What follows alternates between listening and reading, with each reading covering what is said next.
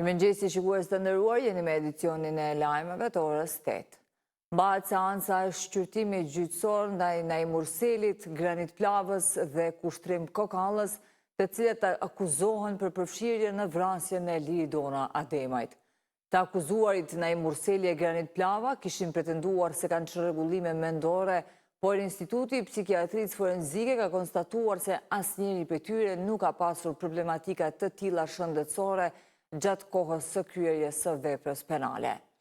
Në seancën fillestare të mbajtur me datën 31 janar të vitit e kaluar, Naim Murseli u deklarua i pafajshëm për vrasjen e bashkëshortës së tij Liridona Ademajt.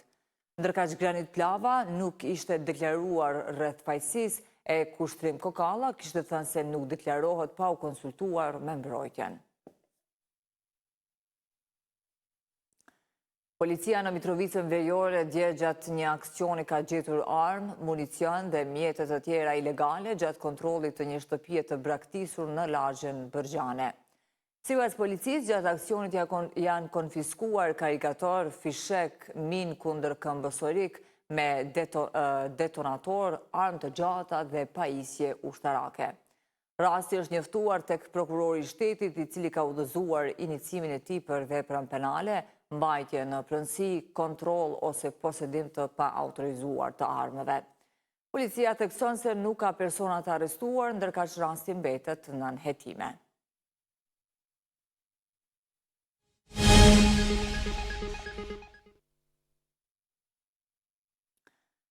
Gjykata kushtetuese ka konstatuar se zgjedhja e Nena Drashić në postin e nënkryetarit të kuvendit nga radhët e komunitetit serb në legjislaturën e kaluar nuk ishte në përputhje me kushtetutën dhe rregulloren e punës së kuvendit.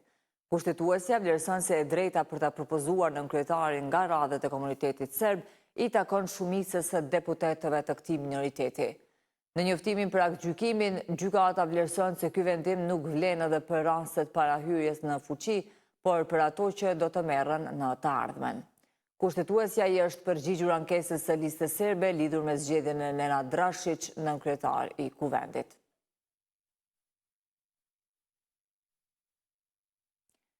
Kryetari i kuvendit të Kosovës Dimal Basha ka thënë se vendimi i gjykatës kushtetuese, e cila konstatoi se zgjedhja e Nena Drashić në pozitën e nënkryetarit të kuvendit ka qenë antikushtetuese, është në shpërputhje me kushtetutën dhe përmban gabime thelbësore në interpretim dhe zbatim të normave përkatëse.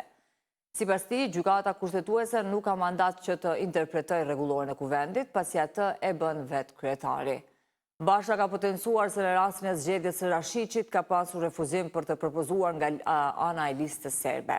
Andaj, sipas tij, të gjitha pretendimet në njoftimin e gjykatës kushtetuese janë të pabaza dhe se vendimi i kuvendit të Kosovës për zgjedhjen e deputetit Nena Drashić në pozitën e nënkryetarit të kuvendit ka qenë në harmoni të plotë me rregulloren e kuvendit dhe Kushtetutën e Republikës së Kosovës. Institucionet e drejtësisë kanë nisur hetime dje edhe në komunën e Malishevës, ku janë ngritur dyshime për manipulim të votave ndaj kandidatëve për deputet. Prokuroria themelore në Gjakov ka bërë të ditur se 15 kryekomisioner në Malishev janë ndaluar për 48 orë në ndyshimet për manipulime në zgjedhjet e datës 28 dhjetor. Kryeprokurori i Gjakovës Enis Gashi ka bërë të ditur se për intervistim janë ftuar 18 kryekomisioner dhe 50 komisioner. Të nderuar shikues, kaq për këtë edicion të lajmeve. Bashkë takohemi në edicionin e orës 9. Ne ju falenderojmë për vëmendje. Mirupafshim.